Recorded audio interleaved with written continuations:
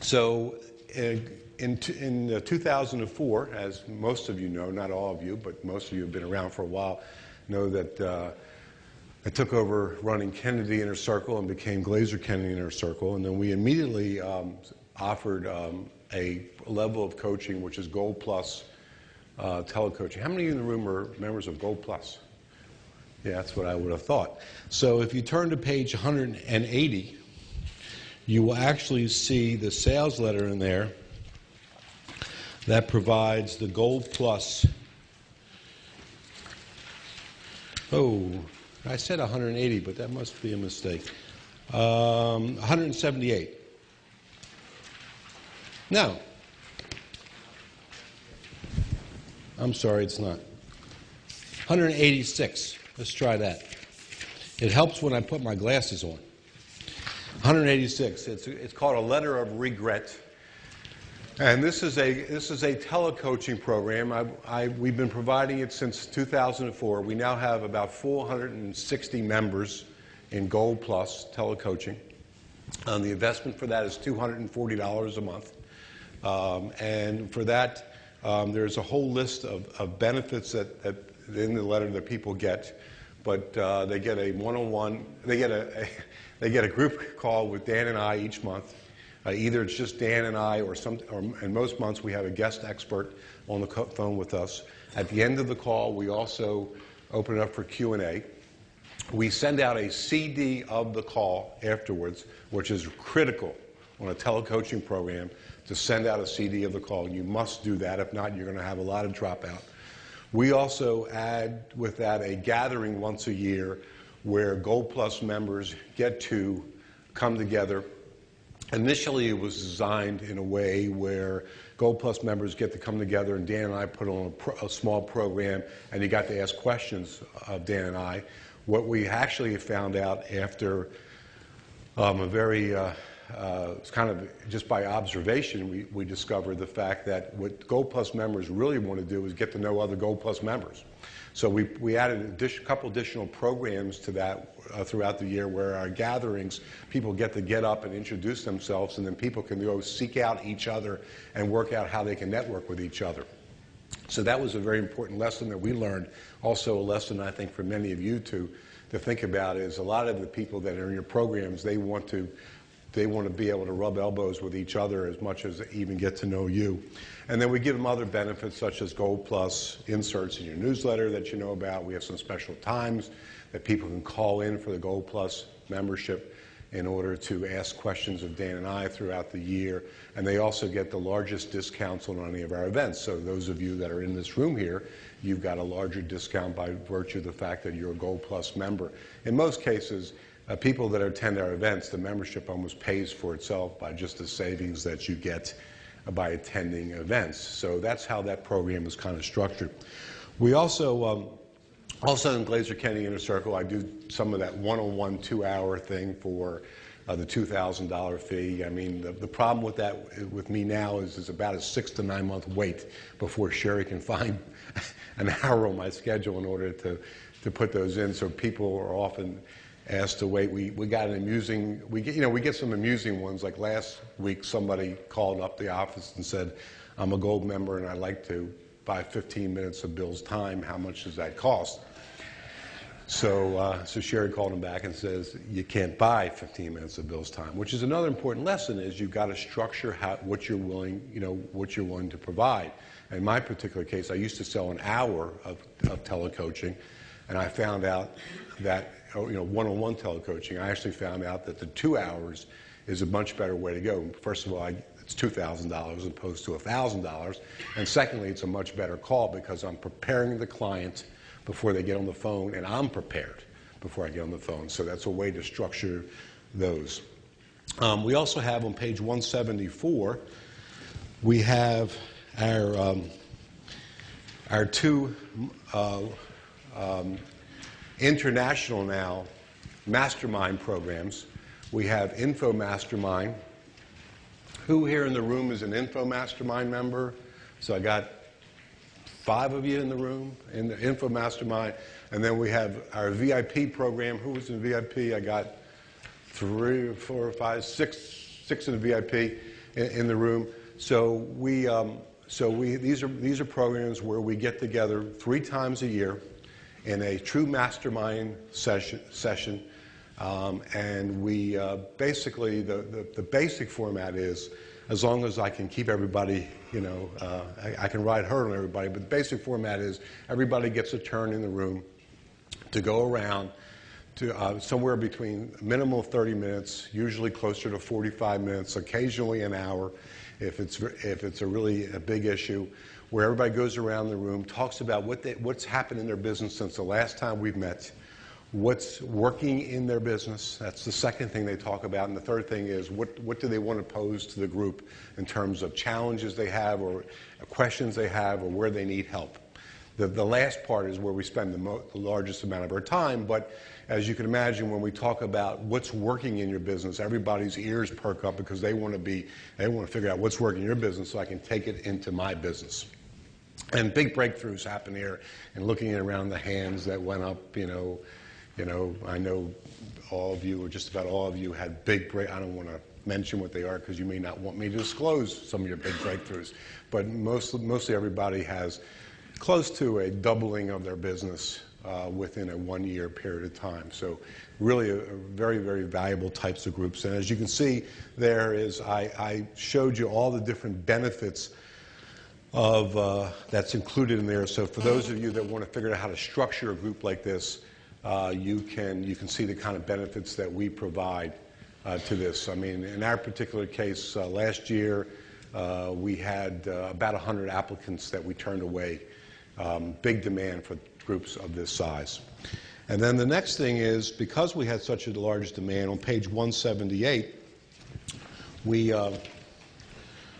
you'll see this is our newest program, and this is the one that we're doing with, I'm doing collectively with Lee Miltier, who Lee is back there in the room in the teal suit. She is, we actually joined forces on this group, whereas we're now providing 2 different types of structures. One structure is Lee is a performance coach. So many people are constantly saying to us all the time, my biggest problem is I don't have enough time. How do I get things done? How do I maximize my performance? Well, that's Lee's area of expertise. So she's spending half of the time doing that, and then I'm spending the other half of the time tackling marketing issues. So that's a group that we're doing together, and there's about 75 people that are in that group, and that's a group that we still have a few openings for if anybody has any interest. We have actually, well, you actually have the sales letter right here in your manual, so if you have any interest, you can seek out Lee on one of the breaks or Sherry, and they'd be more than happy to tell you a little bit more about that. So that's what my coaching and consulting business looks like. Generating somewhere around $3 million a year in business and coaching and consulting. So I've done this for some time now, and you can see how I've done it. So I want to talk to you about a couple of the big things I've learned. 10 big lessons I learned. First of all, the vast majority of clients screw things up. And that's a real big lesson that I've learned, okay? And you got to sort of understand that. And the reason why I tell you that is not because I don't like clients or members or what not.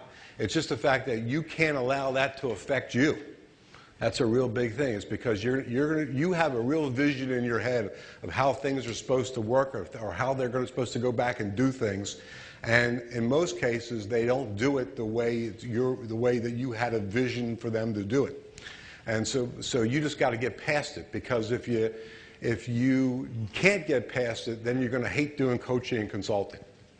So if you take it real personal, it just is not going to. It's just not going to work out for you. I'm not talking about the clients. I'm talking about for you. The truth of the matter is, and you'll find out in just a few minutes, it doesn't really matter that the vast majority of them screw it up.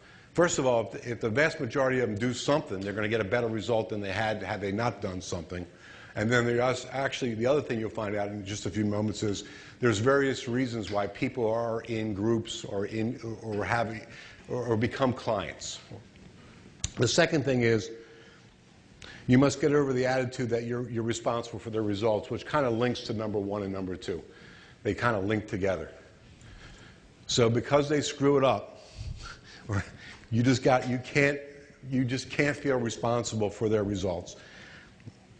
And then this is number 3, which is what I talked about before, which is the value of the client comes from 3 main sources. Number 1 is the knowledge that they receive. And it happens a lot. They come into the groups and they pick up one idea and they take it back and they apply that one idea to their business.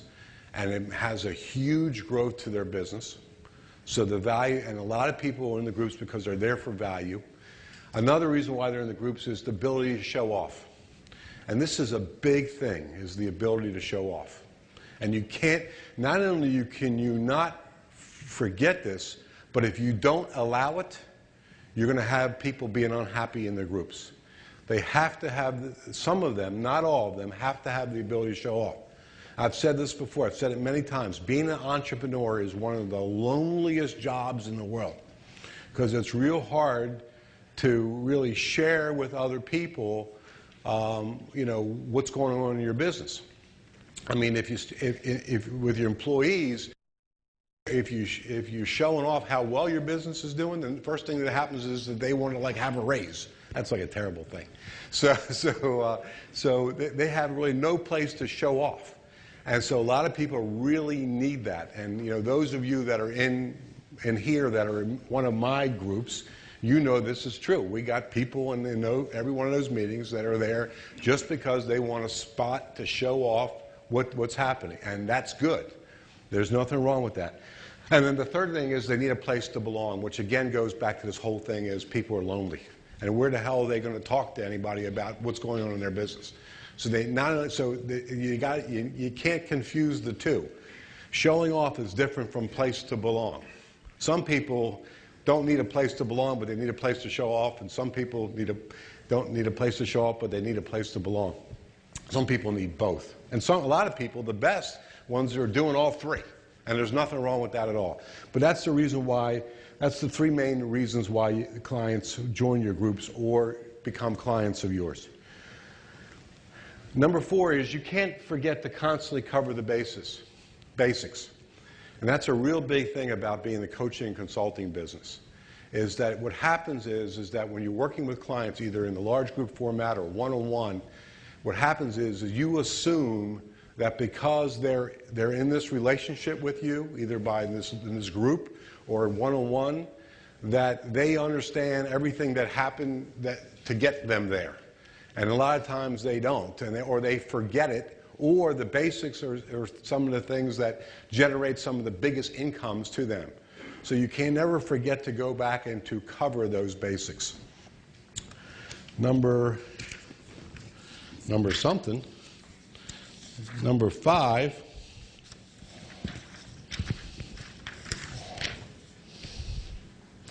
Number 5 is a lot of the value that I bring is the ability to ask questions and challenge different premises that they have. And these are actually 2 different things. Like this morning, Paul, where's Paul? I had breakfast with Paul. Paul's in my VIP group this year. He's new to the VIP group this year. He hasn't yet had his first meeting. And he said to me yesterday, Bill, you mind, I have a couple questions to ask you, mind, having breakfast with me. So I had breakfast with him. And he asked me a specific question about a situation that's going on in his advice of what I had for him about something that's going on in his business. And I don't know if he even realized it or not, but I didn't answer his question. I asked him a question back, which answered his question for him. And so, I mean, basically, my question was, well, he had an either-or decision, and I said to him, what's your reasons for you wanting to do this? What would be the reasons for you wanting to do this? And I kind of asked him the question. He answered his own question. But that's one of the biggest things that you bring to the table is the ability to ask questions. And then the other thing is the ability to challenge premises. And a lot of times with most entrepreneurs, I have found this on my entire life, is that most times when people are doing dumb things, if you ask them why they're doing dumb things in their business, the most common answer is, that's the way we've always done it.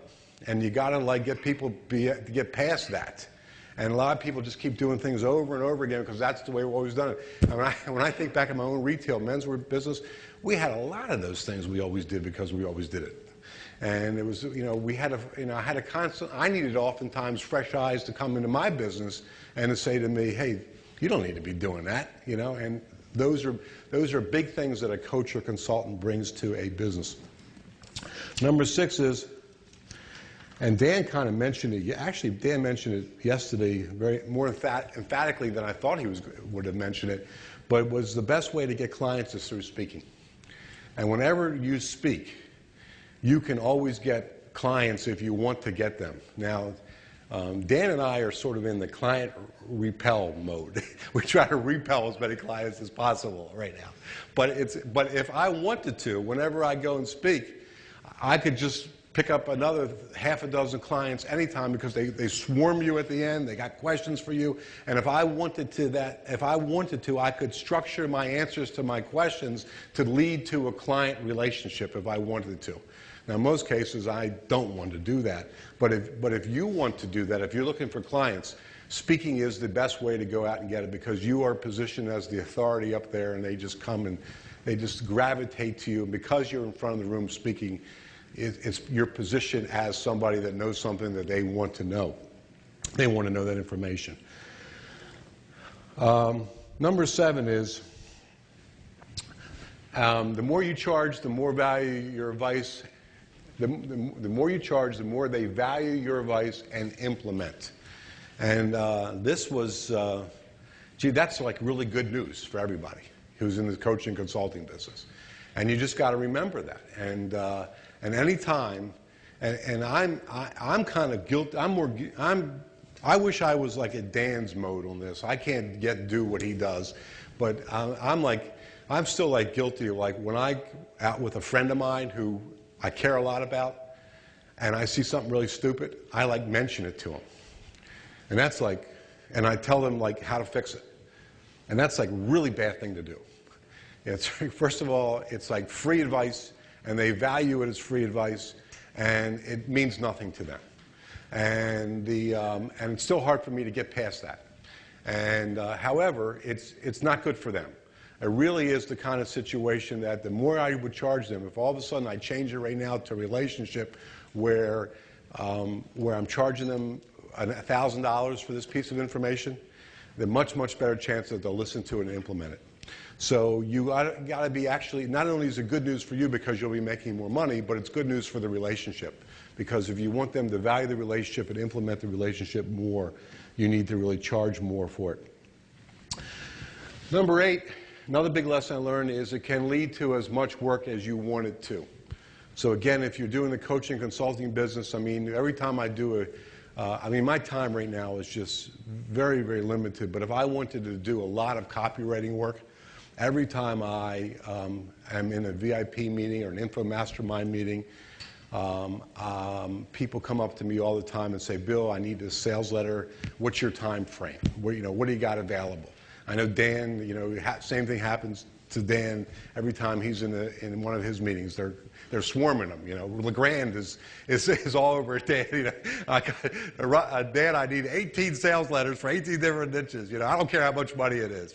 So it can lead to as much work as you want it to lead to. Not only additional copywriting work, in my case copywriting, but any kind of work that you want it to lead to. It can lead to speaking if you want it to be speaking. It can lead to additional coaching or one-on-one consulting. Oftentimes, people in my VIP group or info mastermind groups, they come up to me and they want to buy an additional day of coaching. In some cases, I am now making that available to them. As a matter of fact, I'm giving them priority in times that they can actually see me for that. So it can lead to as much additional work as you want it to lead to. Number 9. Number 9 is you need to manage the length of the arrangement. And this is kind of a biggie, which I don't know if I heard Dan mention it yesterday or not. I wasn't in here the entire time. I did have to go to the bathroom 2 or 3 times yesterday, so I might have missed a few things he said. But regardless of the relation, even if you want the relationship to go on forever, you need to structure in a way where if you want to exit that relationship, you can still exit that relationship. So even if you're selling a program that just keeps on going on and on and on and on and on, you still want to manage it in a way where you have an exit if you wanted to exit it. Because let's say it's large group mastermind programs. We have 20 in the group, and you're charging whatever, $1,000 a month, and it just keeps on going on and on until they quit. You may not want that person in your group indefinitely. Something might happen to that person that no longer makes for that person being still good in your group. Certainly if you're on a client-retainer relationship, and I have, as I said, I got 3 clients on retainer right now that pay me $5,000 a month. Even with those people that every month we get a check from, $5,000, $5,000, they know that I have the ability to exit this thing anytime that I want to, given the parameters that I set up with them in advance, which is, in their particular case, is 90 days notice. So you want to always have a relationship where you have the ability that you can end it if you want to. And number 10 is, the other big lesson I learned is authority. And authority is absolutely critical. And Dan mentioned it yesterday with you. I don't know that he used the word authority, but he certainly mentioned it in a way that it is the exact same point that I am making to you, is that they got to always sort of understand that you are in control of this relationship. They're not in control of the relationship, and that you have to have that authority over them. And if you don't have it, then the whole thing is going to go amok. Particularly, by the way, in the mastermind programs, those kind of programs, because I know a lot of situations, by the way, where people have lost the authority in their mastermind programs, and then what happens invariably is people start splintering off into their own little mastermind groups, and that's not a good thing to happen when you're in those kind of relationships. So you have to constantly have that authority in your groups when you are doing those types of things. So those are 10 big things that I've learned, and I'm more than happy if anybody has any questions, specifically about structure, because one of the things we didn't talk about is structure. So I'm just starting a number of levels of coaching programs modeled very much on what you guys are doing.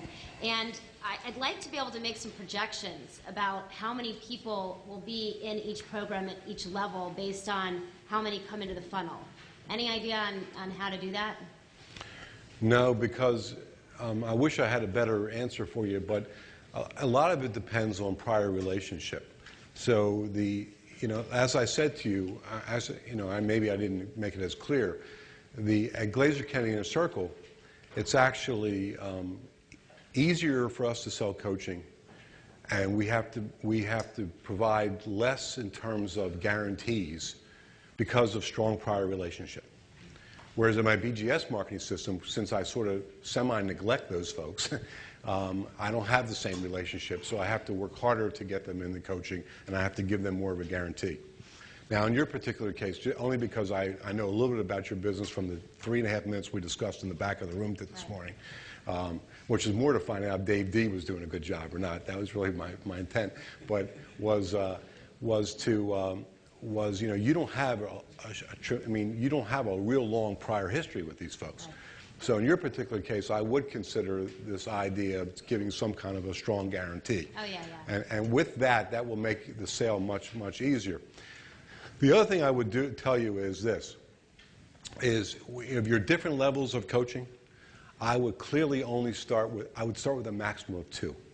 I would not give people more than 2 decisions to make. Right. Okay? And then you also have to think about, the other things you're going to have to think about is what's in A and what's in B. And that needs to have a lot of thought that goes into that as well, because you probably want to make B as attractive as you possibly can be in B that's the better one or the higher priced one. Mm-hmm. So you have to figure out what's in that and what's in A. And then the other thing you've got to be thinking about is, how do I send people from A to B? Okay? And so there's a lot of that thought that has to go into your program as well. Just to sort of peel back the curtain for us a little bit, because there's such a huge weight for us to get into one of our national coaching programs, VIP, Info Mastermind Platinum, we actually are giving priority to people who are in peak performers to now get into that program. So you might be, so that's a way we have structured that program to make it kind of, enticing to people. So that maybe I can get eventually, if I want to move up to another level of program. So there's a lot of decisions that need to go into that, and I hope that some of this information gives you some help with that, but there's no way I can give you actual percentages without knowing the prior relationship. Can you share some numbers for you guys in terms of how many you have at each level, or is that too secretive? Well, we have, as I said, we have about 465 people Gold Plus. Mm-hmm. We have 75 people peak performers. I have 20 people in VIP, 22 people in Info Mastermind, and Dan has, he showed you yesterday, it's in your manual, the 2 different levels that he has in Platinum. He has group, I think it's called Group 1 and Group 2. And I think combined it's about 40 people, give or take, in those levels. And how many are coming into the funnel at the free $798 or whatever to get there? Very few. Almost everybody, not everybody, but almost everybody who will ascend through Gold Plus. So Gold Plus is usually the first place that they go. Not all, but mostly people. Now there are some people that will scoop right in. I mean, we have IBAs, our independent business advisors. We had 2 of them that purchased an area that were still in the 3-month free trial, that invested in an area. So you do have some people that are just skyrocket right to the top. I mean, I had one gentleman yesterday. He works with Dr. Arthur Donna in the chiropractic business. He was all over me in the back of the room. Bill, I want to join everything you got. You know what I mean? So I mean, you got those people that they want to move real fast and they want to want as much as you as they can get. But most people, there needs to be some kind of an ascension model, and the way you structure that ascension model, a lot of thought has to be given to that, because you want to always sort of let people sort of reveal to them there's something next waiting for them. You're welcome. I've got a business called We Buy Houses that operates in every country outside the United States, and business is getting real big for us in the UK, except for me to fly to the UK all the time is getting really hard on my time. So what I've decided I've got to do is start selling it off, like in having a few representatives over there who charge, say, $30,000, $40,000 or $50,000 a year to be a part of the whole show. So my question is, to get that sort of money, I get that sort of money in Australia, but people have known I've been around there for years, but I've got to go in the UK and just knock these people over. The question is, to do that, do I have to do it off the back of a 1-day event or a 2-day event? Because I've done the stage thing in London and they buy a package of $2,000 or $3,000 of your package.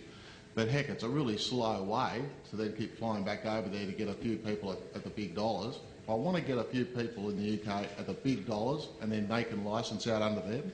Is the best way to capture those people is to be doing it off the back of a 1-day event? Do you see what I'm saying? Yeah.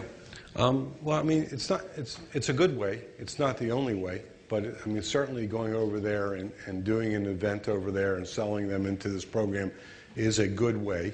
If you do it, the one piece of advice that I have for you about that is it's got to be sort of like the secret discovered in Australia is now available to the people in the UK, because everybody sort of likes to buy the secret. When I went over to Australia and spoke over there, it was like a big thing that people from the United States were coming over there. We had 4 speakers that were coming over there. So it's got to be a big thing that people are coming from the, this is something that, you got to really be building on how successful this is in Australia, and now this is now available to the UK. The other model that probably would work as well and may be less painful to you, considering the fact that it sounds like you don't want to do the speaking, is to develop really a UK partner that now you can build the success around his story. So find somebody over, for lack of a better terminology, find somebody over in the UK that sort of becomes like your super franchise for the UK. And now, now he's the person that's responsible to be providing all these area franchises over there, or area licenses, or however you decide to structure that. And now you sort of build the story on his back, where now he's discovered you, and it'd be best if he actually does it himself and he has great success to share. So you're sort of looking for a business partner over there, but also has a great story to tell on his success by using what he's learned from you and applying it to the UK market. And now let him do all the grunt work of going out and selling them as well. So if I do that, and that's one of the things I've had to discuss, what percentage of the action do I give him? Because I've got a guy in the UK. How much of the dollars do I give him and how much do I keep? Well, that's a discussion. I mean, that's an impossible answer for me to give you without knowing all the economics and finances of your business. But my short answer is as little as you have to. But I don't know how much, what's there, So I don't know how much money is there. Okay? I have two questions. One of them is about authority, the whole issue of authority. You mentioned that people may go off and splinter off once they get to know each other. How have you dealt with that, or have you had to deal with that? Because it's a legit issue. Well, I never let it get to that point. I mean, you have to, when you're in a group meeting, a mastermind setting, you have to still make sure that you're in total control of that setting. And you just can never let it get to the point where you are no longer in control of that setting. So for example, you have to have a very definite, this is what's going to go on here, here's the program that's happening here, and we're sticking to the program. And because of that, because you have a program and you've developed the program, that in and of itself is a strong reason for people to be fearful of leaving you anyway.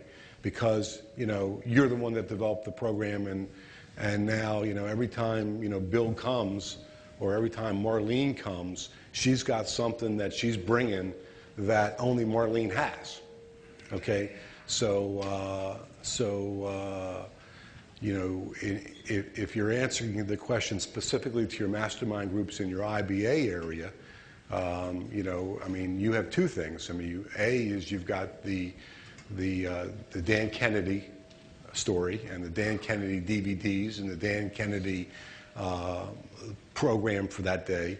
And then you also should be bringing something that Marlene brings to the table, a specific something that you want to discuss. Might be a specific success that you've encountered and you want to teach that to other people, or something that you've learned here that you want to teach somebody else. So each time there's something that only it's Marlene's program and nobody else could have this. Well, actually, it was actually a general question, because I know people drop out of masterminds in general after they've built a relationship with the other people in the group, and they feel, oh, I don't need to pay for that anymore. So is that really a big problem, or not really? It really isn't. It's interesting. It's a good question, by the way. In my judgment, it's actually not only not a big problem, but it's a good thing. I really think that if every year there's about a 20% churn in your mastermind group, it brings a lot of new life and vitality to the group.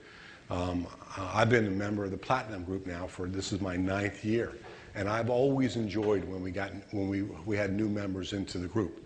In my own coaching groups, I love it when we get new people in every year. Now you don't want to have too many new people, because the groups form a real bond and relationship with each other.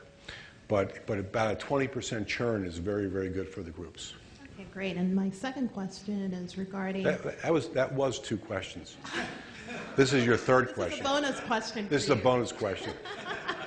Your bonus question is, in general, in the mastermind groups, what kind of problems the number one type of problem, is it more technical stuff, or is it organizational stuff, or marketing? Yes. All of it. What's the number one thing? What's the number one thing that you find over and over? Because I find when I'm talking to people in the group, it's not so much the marketing, it's organizational issues that they're dealing with. That's what comes out eventually. I still go back to my original answer, yes. Okay. I think I actually see it's all of them. They have marketing questions, they have organizational questions, time management, getting things done. Those of you in the room that are in parts of my group, when you sort of agree with that, we just sort of go through them all, and it depends on the issues, which is a reason why, by the way, that diversity in the group is really good, because and which is another reason why, by the way, I believe that if you're in now this is from a different perspective, not selling it, but being a member of. You want to be a member of a group that's in your niche, and you want to be a member of a group that's outside your niche, because and that when you're selling the groups, that's one of the, if it's not a niche group, that's one of the real strengths to sell it as, is you have other people in there that experience other things in other industries. But yeah, all three of the things that you asked. So like things like getting things done and time management, that's something that's not necessarily niche specific. Okay? All right, well, I think I'm out of time. So I'm now going to turn it over to the Napoleon Hill. Give him a break. Give him a break? Yeah, give him a break. You like giving breaks.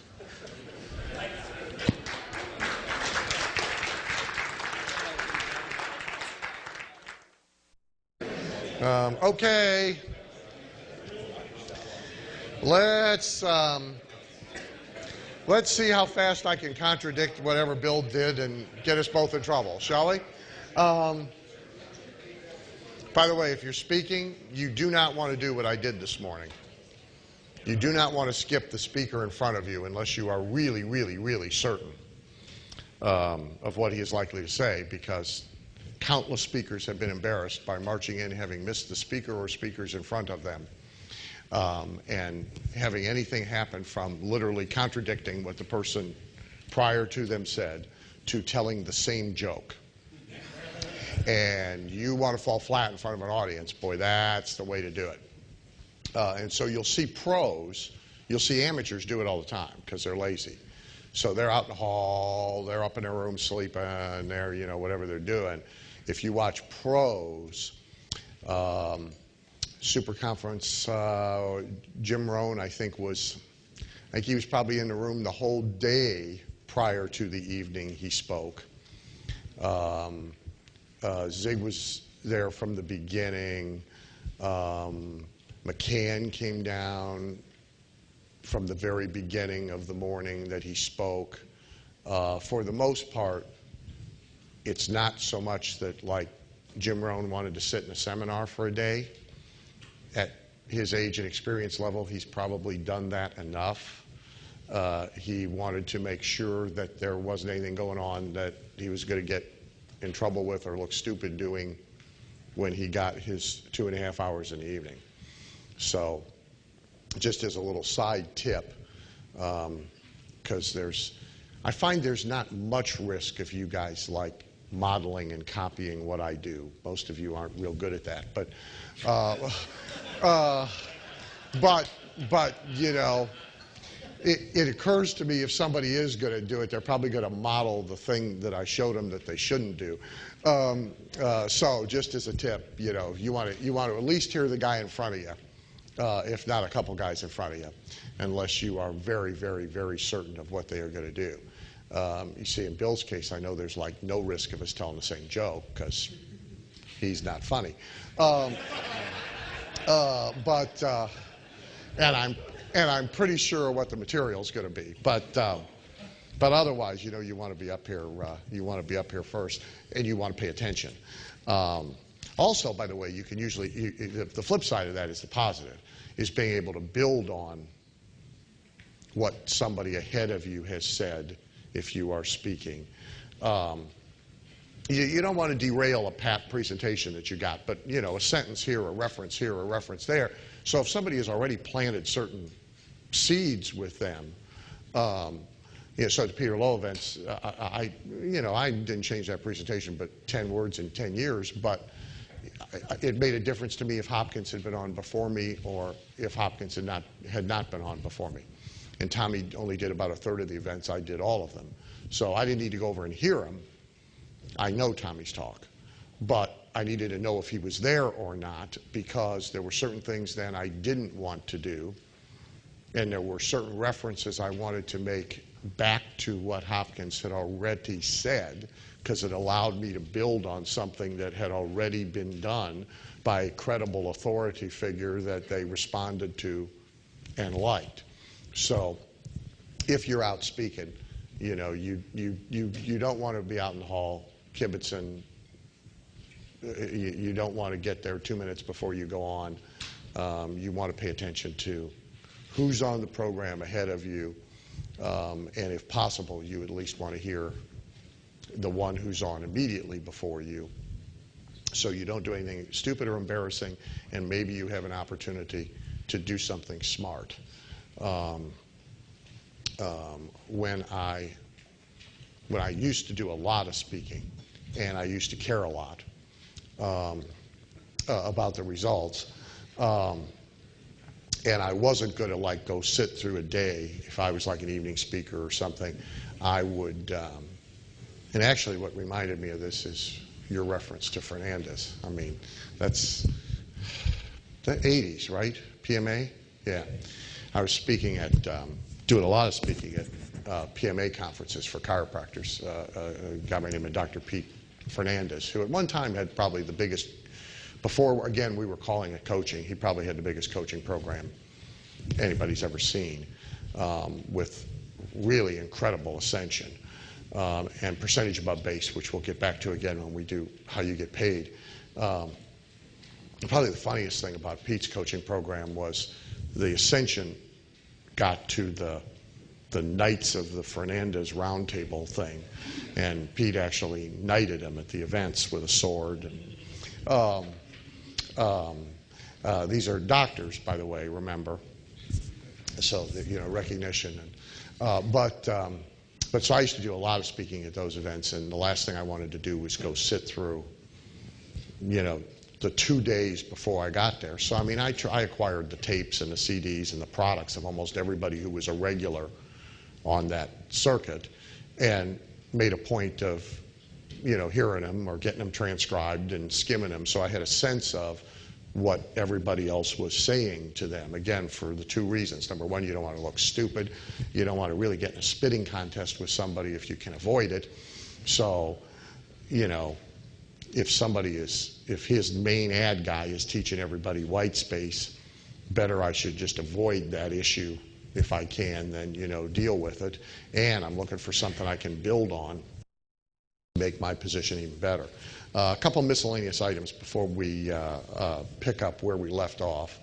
I wanted to say a few words more about the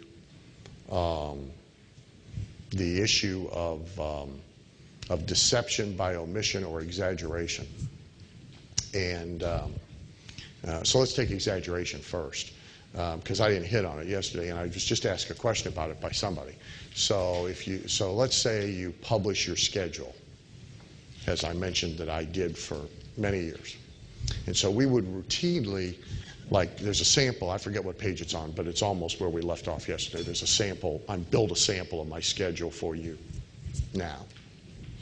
I don't do it much anymore, but for many years, almost every week to 2 weeks, we were updating that schedule and sending it out to every client and to prospects, waiting list people, etc., ostensibly to keep them informed, so they knew, you know, what was going on and when they might be able to get to me and when they wouldn't be able to get to me and so forth. Of course, it wasn't done for that purpose at all. It was done, first of all, to reinforce the facts on the short list, most important one of which is Kennedy's busier than crap, and, you know, it's a miracle if you get to speak to him at midnight 3 Thursdays from now, and you should be happy and grateful for being squeezed in at all. So it was done to reinforce the facts on the short list. And it was done to stimulate business, both from clients. Oh, if we're going to get them to do this other thing, we better hurry up and get them now, because then otherwise we're not going to be able to get them at all. And to stimulate the prospects as well. Now, I always had 2 versions of the schedule. So I always had the real one, and I had the embellished one. And so a few clients saw the real one when it was actually being used for the real purpose of keeping somebody informed of exactly what was going on. And of course, internal use, staff, key associates, and so forth. Now, the embellished one, there was never a lie on it. But if you look at the one I gave you, which again, I don't know what page it's on right now, but you will find, for example, so let's say there's a day that you're going to hang out in the office at home in your pajamas, and you don't really know what you're going to be doing on that day, but you don't have anything booked on it, so you're going to be in the office and you're going to catch up on work and you're going to do something. You're going to be around, but who knows what you're going to do, right? Because it's 3 Thursdays from now and you ain't got anything booked. Well, on the public consumption schedule, I would certainly never put day I don't know what the hell I'm going to be doing, or day I'm going to be doing nothing. Okay? Nor would I even put open. I would always put office work / copywriting for clients, or the closest I would come to indicating it was an open day would be hold, not yet scheduled. But literally, almost every day on the calendar had something on it. Okay? And the busier it looks, the better. So that's not a lie, but it is deceptive. It indicates there's more scheduled activity than there really is. The perverse nature of consulting, especially, is that number one, they don't want you if you find them. They only want you if they find you. That's why overt direct marketing of yourself is the hardest thing to do. Although we will talk about ways to do it before we get done here. And secondly, they pretty much only want your time if there is none of it available. If there is a bunch of it available, nobody has a particular interest in having any of it. You know, in the nonprofit world, you may or may not know this, but most nonprofit organizations will show you a pie chart of where your money goes, right? And X percentage goes to this, and X percentage goes to that, and X percentage goes to this, right? You may or may not know this, but the law that governs nonprofits, first of all, is nowhere near as stringent as the laws that govern profits, but there is some law. The law allows them to put under education, which is always on the wheel, and it's a big section. So like if you go get the Arthritis Foundation or the Cancer Foundation or whatever, you see their pie chart. You're going to see, you know, direct services, you're going to see patient and consumer education, and that's going to be a big hunk of the pie chart. Administration is going to be a tiny little piece of the pie chart. It allows them to put in education any direct mail or other media that has one paragraph of copy directing people to educational resources. So therefore, virtually all of the direct mail to raise money, all that expense gets put in education.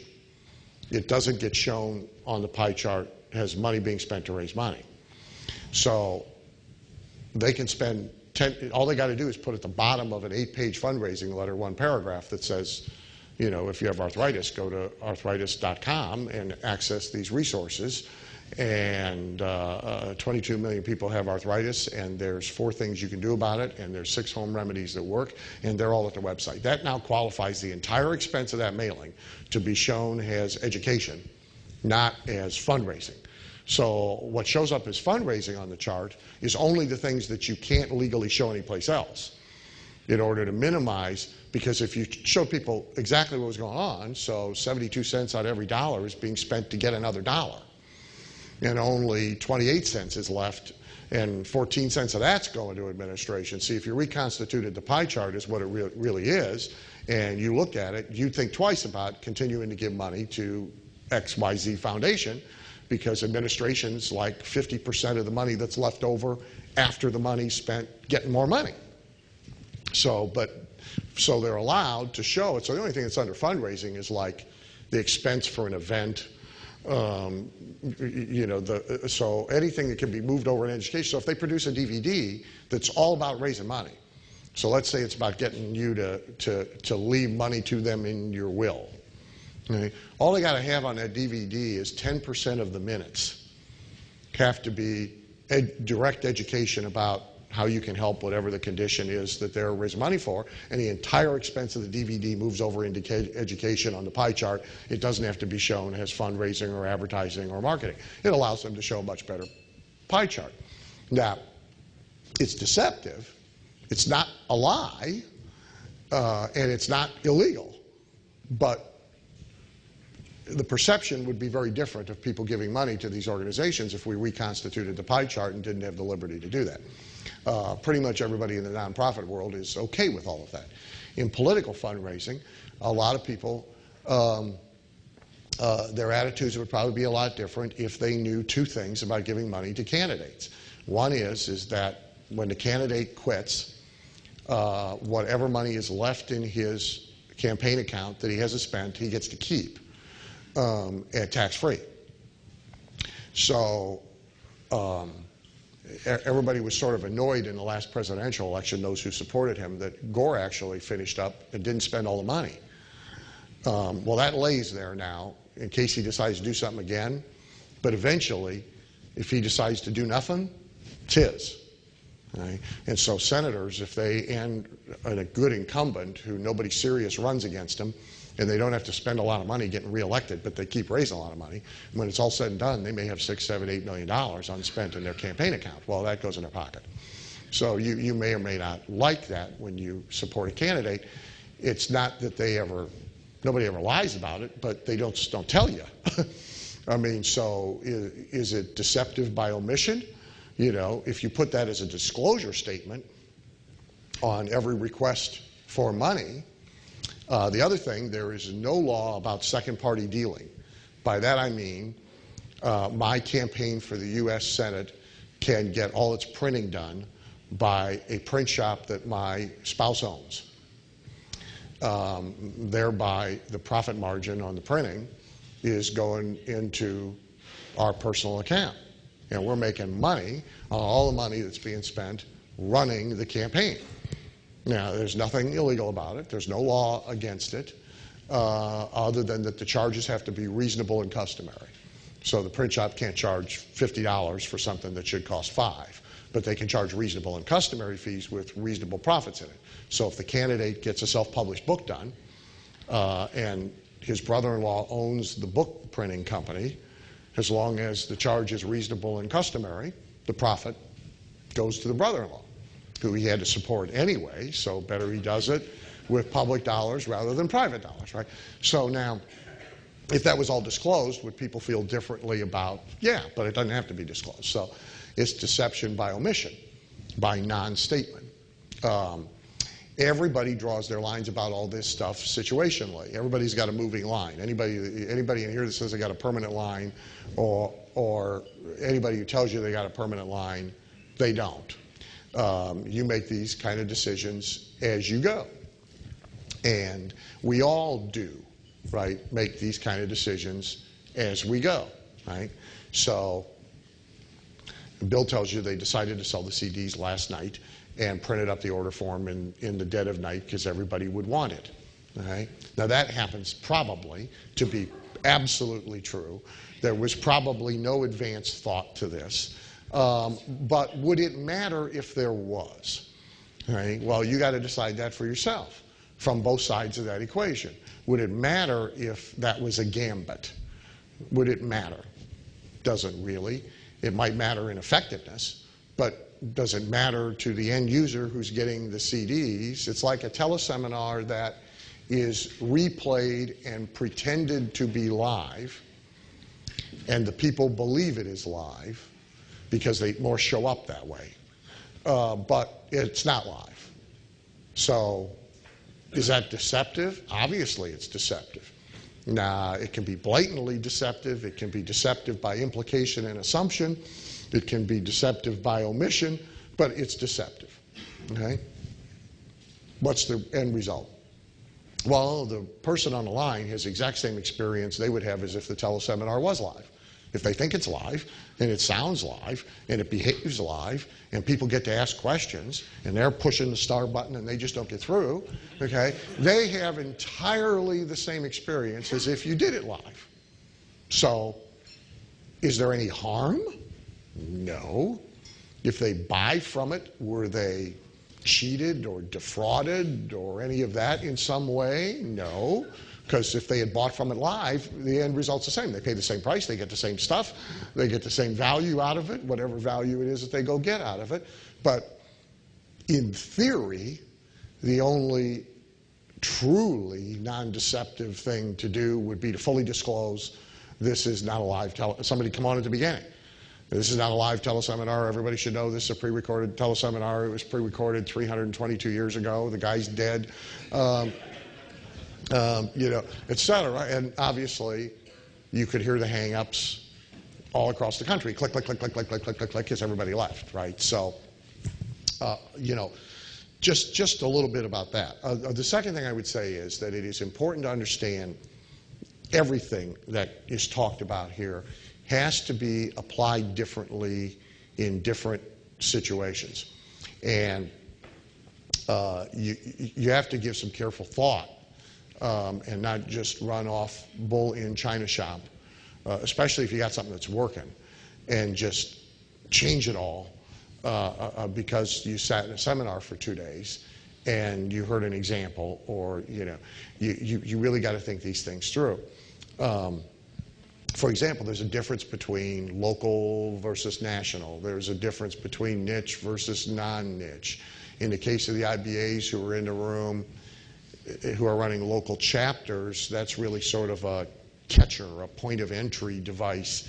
And your behavior as a chapter president and running local feel-good meetings has to be a little different than your behavior running the coaching meeting where people ascend and are paying serious money and are behind serious doors. This is just sort of a basis for thought about now what should I do in my situation with my people, with my circumstances. It is not like Moses coming down the hill with the 11 commandments and everybody is supposed to follow them literally, right? Everything has to be considered in the context of your particular market, your particular clientele, your particular fee structure, and so forth. With all of that said, let's sort of pick up where we left off in the getting of clients, the attraction of clients. And we were right after molehills in the mountains. And so if you flip over to your page 55, that's approximately where we were. And we're going to go all the way through and finish getting clients. We're going to talk about getting paid, financial compensation structures, and then we're going to go through all the rest of the documents and the samples and so forth of things that I have to show you. If you so if you're on page 55, Keith Olbermann on MSNBC, the Countdown Show, starts every night with the 10 stories that they're going to talk about coming up. Click, click, click, click, click, click, click. And the voiceover is, which of these stories will you be talking about tomorrow? It's a very good question. You know, which part of you are people going to be talking about tomorrow? Because if you are not being talked about continuously, good or bad, by the way, better if it's more good than bad, but if you are not being talked about continuously by your clientele, amongst themselves and to others, okay? Now, for example, again, we watched The Muse last night, and so think back to the beginning of that segment where, what's that actor's name, is telling the comedian, Jeff, yeah, very good, a very underrated actor. So Jeff Bridges is now telling the other guy about her, right? Well, that's exactly the way you would want somebody telling somebody about you. That won't happen by accident. You know, that has to sort of be planted. But if she's got like 10 people telling that story to somebody that week, she has no marketing problems. Right? She has no client getting problems. But you got to be continuously talked about amongst your clientele. Right? You got to be the topic of interest and speculation and curiosity and blabbering, and you got to be talked about in your market. Right? There are, I never go to them. Occasionally somebody will download something and send it to me, but there are like chat rooms where people go and talk about Dan Kennedy. Okay? On one level, it's sort of sad and pathetic. You know, it's sort of in the get a life category, you know. But for example, Paris Hilton, who of course makes all her money by being Paris Hilton, okay? And no one should miss the lesson of that. The current going rate, for example, to have Paris Hilton at your party for 2 hours is $125,000. Okay? She is sometimes doing 2 a night.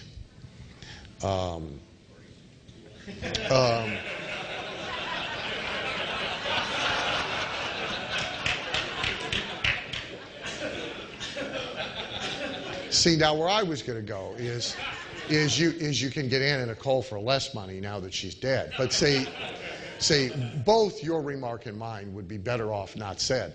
But anyway, think about this. She is getting paid large sums of money for who she is. There are, at last count, over 300 different websites where people go to talk about Paris Hilton. Some of them are negative and critical and nasty. You know, the sites about the 10 worst celebrities in Hollywood and their behavior this week. Others are fan club type sites, and everything in between. But her elevation to a form of stardom, and certainly to being able to make a lot of money by being Paris Hilton, is all about being talked about. The lunatic kid, what's her name, Brittany, in case you didn't notice, she's been in the news for the last 3 days nonstop because she did her 1 day in rehab,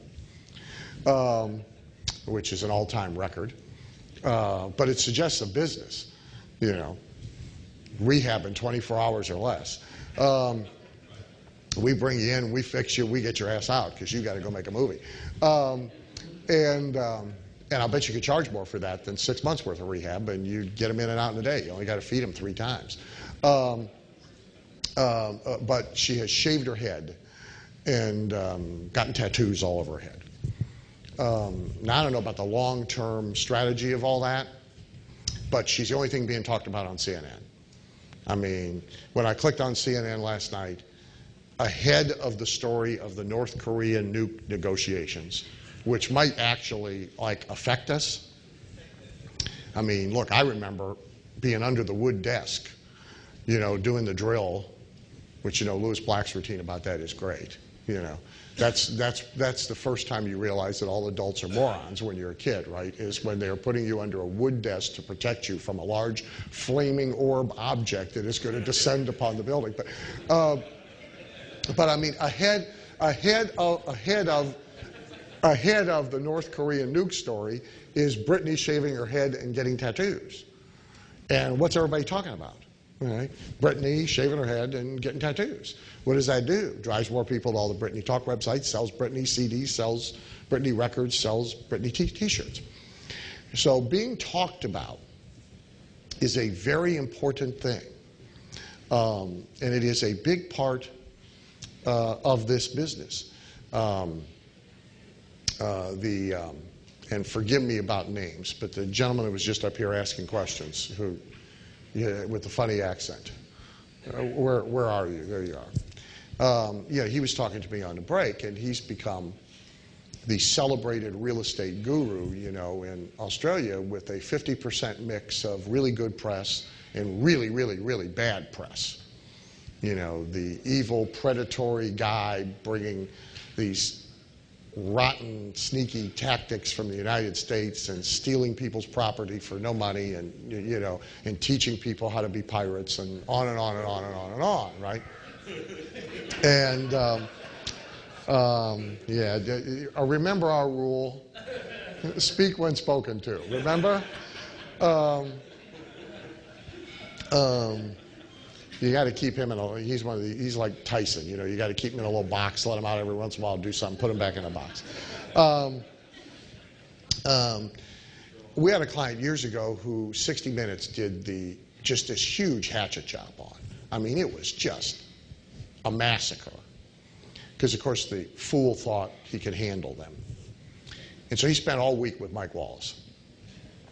Oh, they taped thousands of hours of crap, which they then edited down into, 20 minutes of slaughter. And, I mean, and he was in a niche. So, I mean, it was ugly. I mean, the day afterwards, it was pre-internet, so it didn't spread as fast. You couldn't jump on and everybody emailing everybody, and, but still, the phone lines are buzzing, He's in a niche of maybe, at that time, 35,000 people. So, I mean, literally, if everybody talks to 3 people, pretty soon everybody's talking about it, right? And, I mean, the clients are calling, and so there was about a week of real, true ugliness. No appreciable losses that you could directly track to it, but real, true ugliness. By about a month later, the reaction is, oh, yeah, we saw him on 60 Minutes. Oh, we saw you on 60 Minutes. 2 months later, we're using it in the ads, as seen on 60 Minutes. Now, we're probably the only people in the world that ever got a cease and desist letter from 60 Minutes for using as seen on 60 Minutes in our advertising. But nobody remembered anything except he was on TV. Fabulous, They know the show, they know TV, they know him. He's a celebrity, right? We're using it. So, I mean, better you should be talked about in a positive way, but better to be talked about than not talked about. And you try and stimulate it and control it, as best you can. Some of the ways that you can make sure that you are talked about are on this list. You can, and this is especially appropriate to those of you who work in niches, but you can attack and criticize the status quo. There is always some status quo that everybody pretty much thinks are a bunch of idiots or, are evil or are somehow their enemy. With salespeople, it's the home office. Okay? So as long as you're not getting your money from the home office, you can constantly attack the home office. So all of the idiots in the ivory tower back at corporate headquarters who were spending all their time going to lunch and dreaming up stupid crap for you to do, see, sales, that resonates with salespeople. All right? A lot of people don't remember, but Jay Abraham used to run this campaign, niche by niche by niche. It was a very good campaign. I swiped it and applied it in different ways. And it was, who is this man and why is he saying these terrible things about life insurance companies? And he would run that in the Life Insurance Trade Journal. Who is this man and why is he saying these terrible things about real estate? And he would run that in the real estate. And then he would make fun of the corporations and how stupid their advertising was and how stupid their marketing was and how the agents were suffering because they had to put up with all these morons, and and that resonates. So you can attack and criticize the status quo. God knows how many millions of dollars, directly and indirectly, I've taken out of the tiny little market of the National Speakers Association by spending all of my time criticizing the National Speakers Association. Now, I haven't made many friends on the board from year to year to year, but it's a very popular thing to do with a segment of the association, specifically the people I want out of it, which are those who think like business people and are already frustrated. So you don't have to be around there very long and go into meetings and stuff if you're a business person before you realize that 70% of the folks, are clueless. And now you're like frustrated, just like Buster Crabbe was. Well, I attract those people like a magnet by criticizing the entire culture of the association. And so for 20 years, I've made fun of their certifications and their award thing. And it's easy because the thing is ridiculous. But But simply by banging away at that, I'm talked about, I'm reviled by some, and I magnetically attract others. And I always made a point when I was working the niche heavily, I always made a point, for example, to do some kind of major mailing about 4 to 5 to 6 weeks before the national convention, in which I made all sorts of annoying and critical and provocative statements. And then I show up at the convention and make sure I'm walking around very visible. I usually went and worked during the sessions and then came down on the breaks. And it's the opposite of what everybody else is doing, right? I mean, because what's useful to me is being accessible on the break and just let them find me, right? And here they come. Boy, you hit it right on the nail. I mean, and they're all business people, and they're exactly who I want, you know. So you can attack and criticize status quo and attack and criticize popular enemies. You can be a crusader. Gore has reinvented himself very effectively. To give credit where credit is due, he's gone from irrelevant to very relevant in a very short period of time by essentially turning his back on the traditional political channels and circles and all of that and picking an issue and crusading like the Ralph Nader of old and appealing to the liberal segment of the entertainment community. And we're going to see him get an Oscar. Foregone conclusion. The odds, by the way, are you got to give 2 to get 1. It's 1 to 2 the last time I checked, where you can bet it legally in London, and I bet it, so you'll know if I did well. But so I got a little money on it at 1 to 1, and I got a little money on it at 1 to 2. By little, I mean little to me, not necessarily little to you. I think it's a pretty good investment, but. You do know, by the way, you can bet on anything legally in London. I mean, they got odds on everything. So from day to day, current event stuff, you can bet. You can bet who's going to be ahead in the presidential poll next week. You can bet that now if you want to, by how many points they're going to be ahead. So if you like to entertain yourself, you can do that. You can get yourself attacked. See, a lot of people think that's bad, but it's not bad. Not necessarily bad.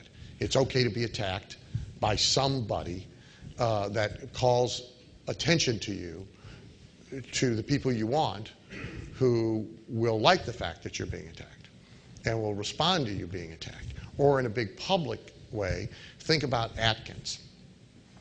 30 years, I don't think Dr. Atkins got one piece of favorable PR anywhere.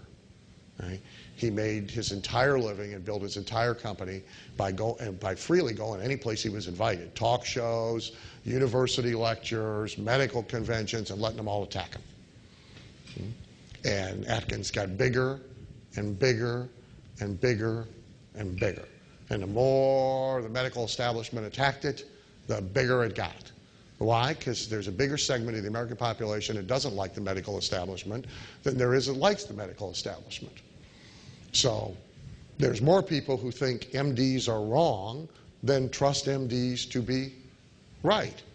So if you're going to get attacked by somebody, get attacked by the MDs. And Atkins was very good at it. I mean, he just sat there and took punches for 15 or 20 minutes and said, well, yeah, but look, Mary lost 238 pounds. Billy Bob lost 148 pounds. She lost this kind of pounds. How can you argue with that? Right? And people went and bought Atkins stuff. And the brand got bigger and bigger and bigger and bigger. So you can be attacked. You can have a scandal to talk about. Larry King, who was on the Peter Lowe events all the time, I used to say, Larry, there's got to be a slow news day sometime, you know, when nothing's happening and you got no guest. I'm available, you know. Larry would say, easy, you can be on a show tomorrow. Just kill your parents. Well, think about it, right? So somebody's involved in a scandal, right? Usually they temporarily look bad. If they're handled well, often they turn out okay. Dick Morris goes from a poorly paid employee to a highly paid pundit and author. People have forgotten all about the toe-sucking prostitute thing, letting her listen to the conversations with Clinton on the phone. That's all gone. Right? But it made him famous. Right? Then he went away and did political consulting for a year in Australia, I think, and then he came back and he's big. Right? At a certain level, scandal fascinates people. That horrible Mel Gibson movie that otherwise nobody would have gone and seen, with the Amazon, whatever that thing is, actually did better after his arrest for his anti-Semitic remarks than it could possibly have done without all of that PR. The best one is the Trump-Rosie deal. Both benefit. That's like, I doubt they cooked it up because I think they genuinely dislike each other. But if they had cooked it up, it's brilliant. I mean, brilliant. And he starts it a week before the new season of The Apprentice. The whole week before the new season of The Apprentice, that's all everybody's talking about. There's the two of them fighting with each other. And and where did he get most of the coverage? On a rival network who would never have promoted him or The Apprentice. ABC. They ain't going to put him on their shows the week before The Apprentice is premiering, but Good Morning America had him on to ask him about the Rosie feud. Every day on The View, she's talking about him. He was on ABC World News, asked about the feud. So he's on ABC everything. He was on Jimmy Kimmel. He was everywhere, right? He wouldn't have got on those shows without that feud, right? There's lots of ways to get yourself talked about, and the most important thing about it is it needs to be continuing. If they are not talking about you, what you ought to realize is they're talking about somebody else. And this even goes to Marlene's question. It's a broader answer to your narrow question. I believe either the second or the third of your 6 questions when you were up here. Hey, there's a lesson to be learned from her. She ain't shy, you know. She'll take what she can get.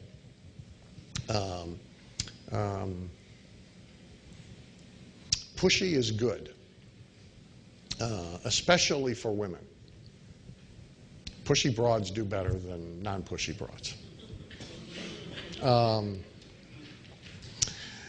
The answer, part of the answer to your question is, which your question was, what about them leaving mastermind groups and splintering off and forming their own groups and thinking they don't need you? And Bill's answer was a pragmatic answer, which is a correct answer, and a correctly pragmatic answer is make sure that parts of what happens in every program you do are connected to you, directly linked to you, are about you, are being provided by you.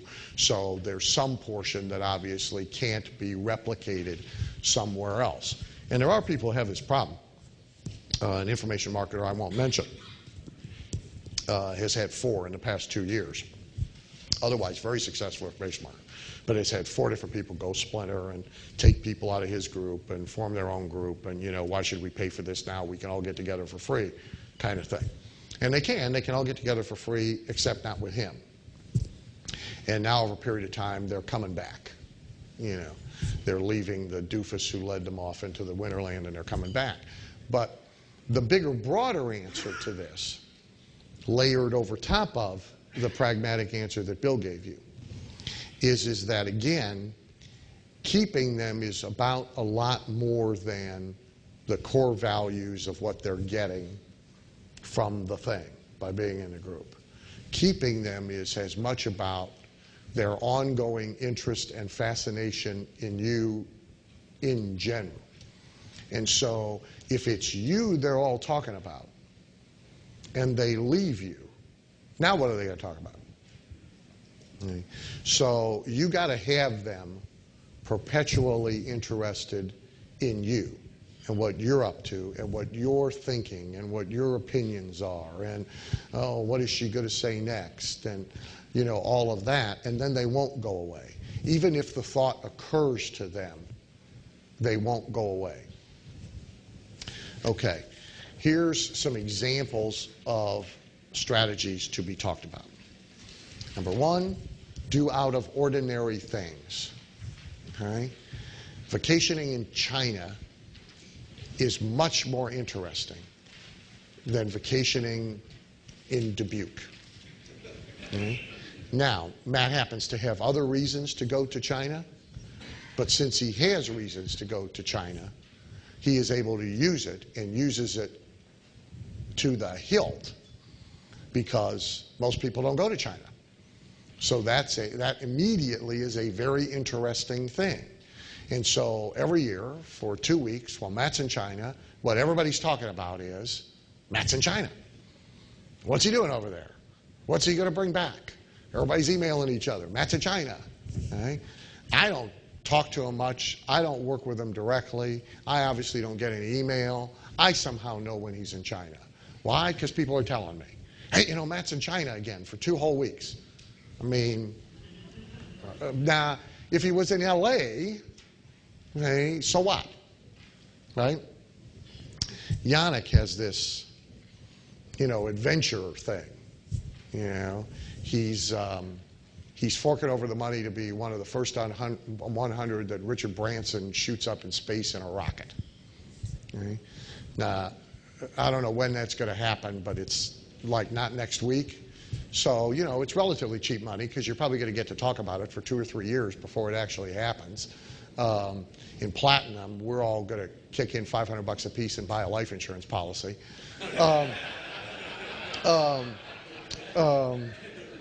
Well, I mean, if he's got to go, he's got to go. I told him, my idea was that he do that for his next boot camp, that the bonus with your early bird registration is you get 1/10 of the life insurance policy he takes out on himself when they blast him off into space. So everybody can come and watch the launch, and some will hope one way, and, some will hope the other way, but whatever the outcome, it's good, He didn't care for the recommendation, but I thought it was clever. Take a chance. Yeah. But I think that's $175,000. I think that's what that is. 200. Okay. Well, I think he got him down to 175, so there's room to negotiate. I'm pretty sure he's paying 175 between you and I. So, but either way, okay. Now, one thing to know about that is a lot of people immediately blanch at 175, just like at 75 to hire George Foreman or whatever. But you got to think long and hard about those kind of numbers. And I'm serious. In this case, he's probably got a 2 or 3 year run-up before this happens. So really, if it's, let's say it was 150, so I can do easy math, and it's 3 years before he shoots, right? So really, he's paying 50 grand a year for this thing. And there are going to be some Richard Branson parties and crap that they get to go to along the way. I mean, there's some perks to all this. So there's some events, and there's pictures with Branson, and there's pictures of the rocket being built and all that. This is probably really cheap money, because this is a way to get talked about in his universe again and again and again and again. Horse racing for me is more useful than if I played golf. Okay? Especially the way I play golf. But last time I played golf, I knocked myself unconscious. No, that's true story. That's true story. I mean, I got a really bad slice and no loft. So like when I drive, the ball's this far off the ground. But not like that. It's more like over there. So I'm no good at this. So I mean, and my drives go about 3 feet. I can putt like crazy, but I need a designated driver. So I'm out on this golf course, and I am absolutely determined, to send this ball somewhere. I I wind up like Babe Ruth. And I hit this thing with everything I got. The next thing I know, I'm looking up at paramedics. The ball goes this far off the ground at an angle into one of them little metal signs, that say golf cart crossing. And it hits the metal sign, and it comes back off the metal sign, 900 miles an hour, right into my head. Boom! I'm down like a rock. I wake up looking at the paramedics, I said, geez, Doc, what do you think? He says, I think you got the worst slice I've ever seen in my entire life. So horse racing's more useful to me than playing golf, because lots of people play golf. Hardly anybody sits in a sulky and races horses. It's more useful. Now, it so happens that's what I want to do anyway, but since I do it, I want to use it, right? The other thing is, an aside, by the way, your extraordinary activities. See, so Yannick's thing, okay? Well, Yannick wants to do that anyway, okay? Now, so it's something he really wants to do. But now it's tax deductible, okay? Just to do it for fun, it isn't. But see, the 175 is really only costing him 120, something like that, because he's in the top tax bracket. Okay? So there's a little side financial benefit to this too. So do out of ordinary things, and any time that you do, make a big deal out of them. You know, the photograph of me on the bull. I think it cost me, when I had it done, it cost me like $5,000 between the money to rent the bull and the money for the photographer, okay? And the drugs for the bull.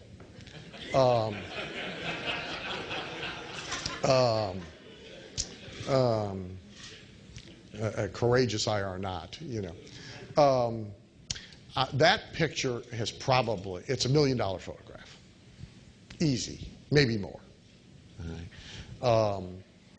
Because, in part, it's a weird and strange thing.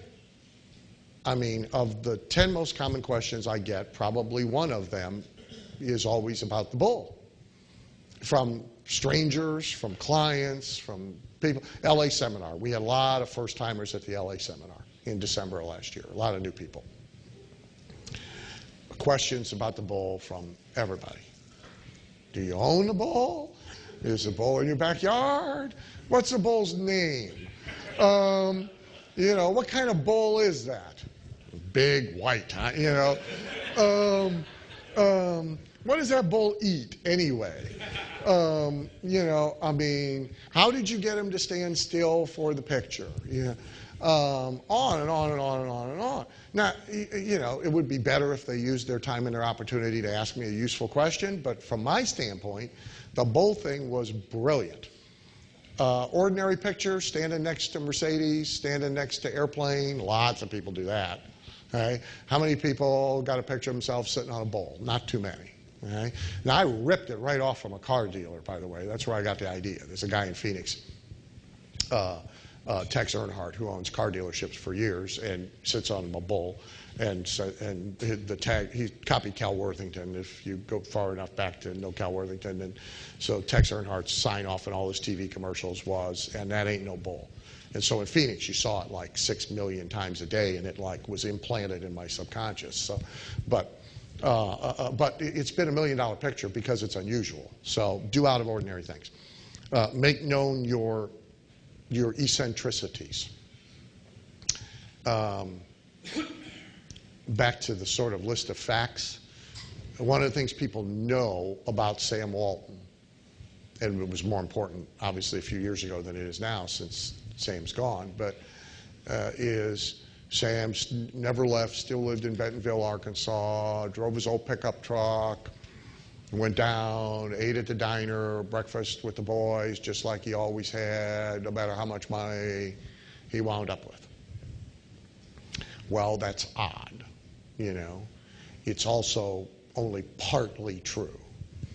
I mean, yes, he had the old pickup truck, and occasionally he made sure he was seen driving it. He had about 20 other vehicles, too, that weren't old pickup trucks.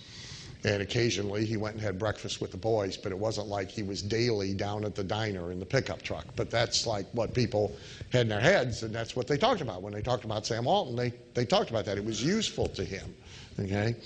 Warren Buffett. Well, Warren Buffett is amongst the things he's known for. He may be best known for his refusal to invest in any tech stocks. Well, that's an eccentricity, especially given his connection to Gates.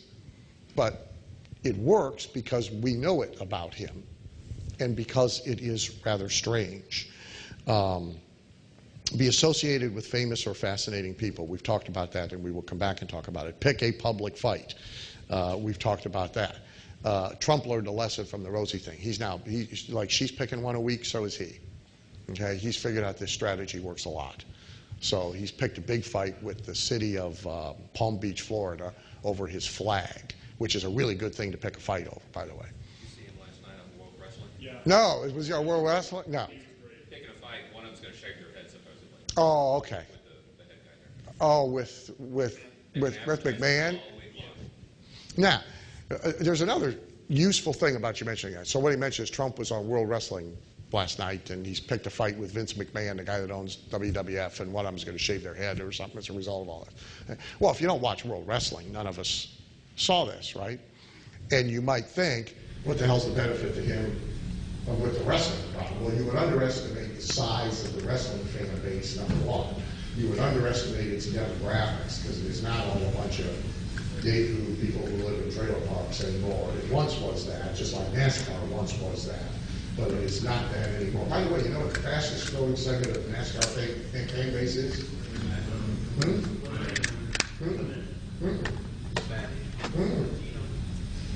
Gay men. Somewhat to the consternation of the original fan base. But the fastest growing segment of their fan base is gay men. Second fastest is women. You're right. But so he's absolutely right to be there, because he's reaching an audience that includes some of the people that would normally be in his audience, but also includes a whole bunch of people who might normally not pay attention to him. And Trump's money today is not very far afield from Paris Hilton's money. And the lesson there is our money's not very far afield from that either. Trump's money is tied to being Trump, not to real estate development. That was a decade ago. Now Trump's money is from being Trump. And the more Trump is, the more money Trump gets. Because they give him points to stick his name on a project, for example. Front-end points. And everybody might usually get 5 points. He gets 8 points. Then he gets more famous. He gets 10 points. Then he gets more famous, and he gets 12 points. Well, an extra point, big deal in a 500-unit high-rise condo project in the Bahamas. That's a big deal. Okay? It's all about being Trump. So he's out there humping every place he can be. A lot of places we don't see him unless you watch that thing. Say, I don't want to watch wrestling, so I would, right? You were right, but you hit it by accident. But millions watch it.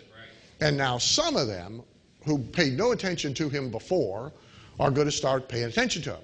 And now they're going to go watch The Apprentice. And then some of them, when there's a seminar ad, they're going to go to the Learning Annex seminar when they wouldn't have gone before, on and on and on and on and on. So pick a public fight, but pick a good one.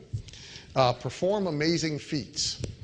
The guy who was really good at this, he's pretty much retired now, and a lot of people have copied him cleverly, is Kreskin. And so Kreskin, who made money by being Kreskin, speaker, entertainer, etc. The amazing Kreskin. How many remember? Okay. So Kreskin, like a mentalist. What would you call him, Dave? A mentalist, okay? And Kreskin's amazing feat, which he did at least twice a year on Regis for as long, I mean, when Regis was on in LA, he was on Regis with Regis and Kathy, and Regis and Donna, and Regis and whoever is sitting next to Regis at the moment. Kreskin's amazing feat is come on the show, and they've hidden an envelope somewhere in Manhattan, and they go find it. Right? And over and over and over again, you know. And so Kreskin had this routine, you know, that you saw him do something amazing. You got Blaine now, who, you know, is really sort of following that model in their field, if you will. Paul Hartunian, most of you have seen Paul's stuff. Well, what's Paul's claim to fame? Whenever I write copy about Paul, what do I use first and foremost? Exactly. This is the guy who really sold the Brooklyn Bridge, right? Because that's like a joke, sell the Brooklyn Bridge. He really sold the Brooklyn Bridge, which he did. Okay? He went and got a bunch of wood, cut it up in little pieces that came from the bridge and sold it. Okay? So we can say he really sold the Brooklyn Bridge. Okay?